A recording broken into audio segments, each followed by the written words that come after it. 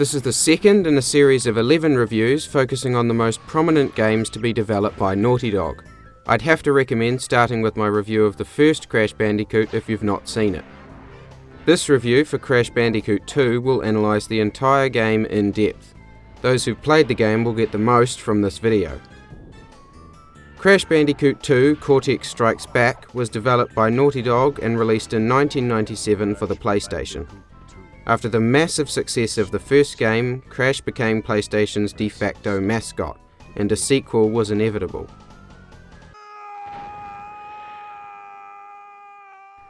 The game begins at the very moment the first game ends. Cortex has just been defeated and falls from a topper's blimp into a cave that just so happens to contain a power crystal. Realizing that the crystals could power a new super weapon, Cortex kidnaps Crash and tells him that he needs the crystals to save the world. Whether Crash begins collecting the crystals because he's unbelievably gullible or to keep them safe from Cortex is left up to the player's assessment of Crash's intelligence. The plot is given much more prominence this time, with brief hologram interludes popping up every few levels. This is a strange choice because the actual events taking place aren't much more complex than they were in the first game, where the plot was set up in the space of a single minute. It's a good thing all the cutscenes are skippable because there's far more context here than there needs to be. I suppose the developers may have felt obligated to pad the script out a little, since the voice acting is more professional this time around. After the opening, Crash is thrown into the first of 5 warp rooms. Each room contains 5 levels of roughly equal difficulty, and the player is left to decide which order to play each set of levels in. This introduces some open-ended progression to the series, and gives the player recourse if they get stuck on a particular level.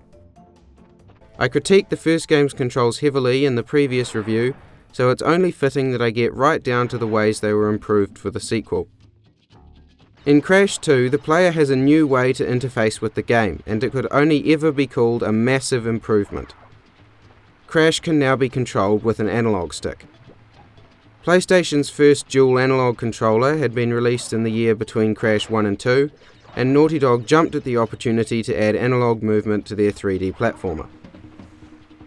Movement is no longer restricted to the 8 directions of a D-pad, making navigating a 3-dimensional environment far more natural and less rigid.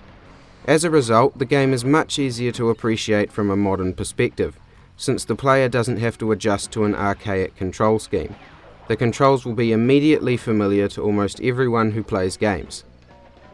The D-pad is still an option, however, and can be very useful at times, which serves to demonstrate that the control improvements go beyond analog movement. Crash's momentum has seen a drastic overhaul, making him feel less heavy and more responsive. He now stops on a dime the moment the player releases the analog stick, and while this certainly gives the player more control on land, it's mid-air control that sees the greatest benefit. Crash no longer carries so much momentum into running jumps, and quickly comes to a complete stop in the air when the controls are released. The physics can now facilitate precise mid-air positioning, and for a game with such extreme linearity, this is the most suitable way to implement mid-air control. With this added precision, the developers can demand more of the player's abilities, safe in the knowledge that all mistakes are the fault of the player and not poor controls or physics. These improvements are equally beneficial whether you choose to use the D-pad or the analog stick.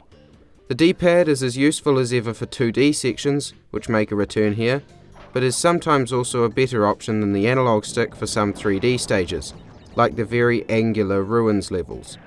It goes to show that D-pad movement can be made to work. The problems with the first game's controls were not caused by the D-pad, but rather by how the game was programmed to interpret the D-pad. Crash has also gained a few new moves. The crawl and belly flop are mostly useless except for a couple of very specific situations, but can otherwise be ignored, so no harm, no foul.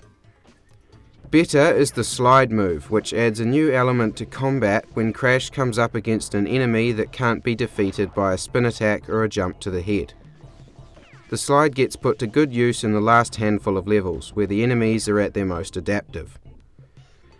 On the other hand, the new high jump is somewhat difficult to execute but is never mandatory, probably to accommodate younger or less skilled players. However, it allows those with the skill to pull it off access to some hidden areas and lets them navigate some levels faster.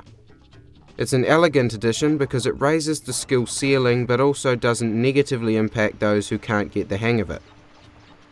Still, by no means is the control completely perfect.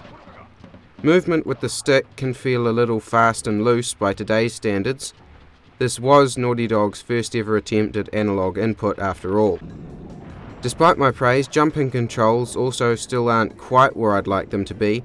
Stopping in mid-air is spot on, but trying to reposition can still be a dangerous task. It must be said though that these are nitpicks of controls that have otherwise been refined to a T, and any complaints I have pale in comparison to the massive improvements over the first game. I criticised the original for carrying Crash's velocity to the end of the spin animation, so it's only fair I point out that in the sequel, Crash will come to a stop and spin in place when the stick is released. It's a small fix, but I think it nicely exemplifies Naughty Dog's willingness to improve. It should be noted that the downloadable version of the game available on the PS3 has a glitch that prevents the player from using analog control. I would highly recommend avoiding the PS3 version and seeking the game out on another platform. In contrast to the numerous control improvements, little has changed about the level design. Every level is still an extremely linear path through various platforming obstacles, and as I discussed at length in the previous video, the game plays out in 3 dimensions but rarely utilises more than 2. There is a little more exploration of 3D space in Crash 2, thanks to the addition of the crystals. A level isn't considered finished unless the player collects the power crystal on the way to the end. Most of these crystals are blatantly placed along the main path, but a few are found along completely indistinct forks in the road. This feels like misguided padding, a needless attempt to make the player play through a few levels twice. When the player clears a level, they've proven their skill. The crystals are a needless hindrance.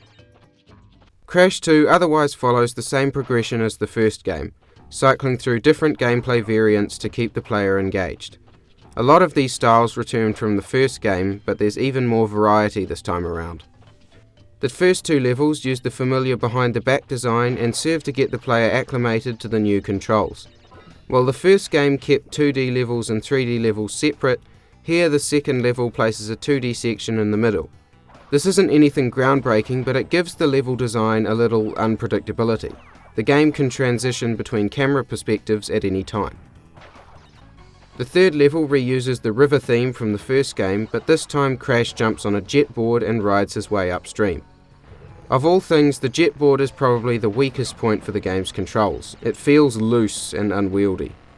But while these sections do appear regularly, they never go on long enough for the controls to become aggravating. Next, the boulder chase stages make their inevitable return, and I'd actually say the design is weaker here. There's been an admirable attempt to make the concept more challenging, but thanks to the camera angle, avoiding the onslaught of obstacles requires unreasonably quick reflexes. To be fair, I'm not sure the developers could have remedied this even if they'd tried. Zooming the camera out would have helped the player see ahead, but the game would then have to render more polygons, possibly causing performance issues. Again, these stages are remembered for spectacle, not brilliant design, so many players will be able to forgive the trial and error design for the sake of the set piece. The first boss shows up here, and while the bosses show improvement over the first game, they still aren't anything worth discussing. It is worth discussing, however, that the game now allows the player to save from any warp room at any time, rectifying the original's obtuse save system. Credit where it's due. This is the end of the first warp room, and while the first game would have started cycling through gameplay styles by now, Crash 2 continues to scatter a few more new ideas throughout. The auto-run levels make a return on a polar bear instead of a boar, and obstacles are telegraphed to the player more clearly this time, making these levels a lot more fair. The game also repeats the flashlight mechanic from the first game, with some improved dynamic lighting effects that were fairly impressive at the time. There's another chase level, but this time Crash is running from a massive polar bear. Near the end, Crash jumps onto a polar bear of his own, which is a fantastic way to combine the chase and auto-run concepts. Suddenly, the jumps are massive and the speed has doubled, and while this does make it even harder to see what's coming, it's absolutely worth it to see this scenario play out. This is an awesome moment that makes so much sense, I can't believe I didn't see it coming. The way the set piece escalates genuinely feels like a precursor to Uncharted. The last and worst gameplay variant is introduced in the final warp room. There are 2 levels where Crash uses a jetpack to fly through a space station. In concept, these levels sound thrilling, but in reality the jetpack controls horribly, and as a result they aren't much fun. It's commendable that Naughty Dog is still introducing new gameplay styles in the final warp room, but the jetpack quite obviously came late in development and was given little time for fine-tuning. Again, to briefly point out a couple more minor level gimmicks I liked. The grates that Crash can hang from get a late introduction, but they're a clever addition because they integrate seamlessly with Crash's moveset. Grab onto one and you're good to go. The sewer levels play the same as any other behind the back stage, but there's something about the theme that makes them feel very different from any place Crash has gone before. And a couple that weren't so great. I like the idea of Crash burrowing underground like a Bandicoot, but the beehive chase mechanic isn't communicated very well, so it fails to all come together in a satisfying way. These slippery, unstable ruins, which rotate along the Z-axis while in a 2D section, are a novel concept, but the perspective makes it hard to tell exactly when they intersect with the X-axis.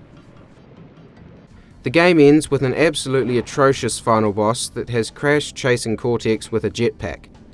I do understand what they were going for here. A jetpack chase through an asteroid field in space sounds like an impressive setting. However, the first game also had an impressive setting for the final boss, and while the fight itself wasn't brilliant, it at least used the game's standard mechanics. In contrast, the final boss of Crash 2 utterly fails to test the player on any of the base gameplay mechanics, and instead uses a gimmick that had previously appeared for a grand total of 10 minutes. No! You haven't seen the last of me, Crash Bandicoot! Despite releasing 19 years ago, it's impressive how little Crash Bandicoot 2 has aged. A lot of older games need you to meet them halfway to enjoy them, but Crash 2 will meet you all the way. Thanks to the addition of analog control and various other tweaks and improvements, it's incredibly easy to pop the game in, play a few levels, and sink into it as though it was released yesterday. Crash Bandicoot's signature linear gameplay never spawned many imitators, perhaps because no one thought they could ever do it better than Crash 2.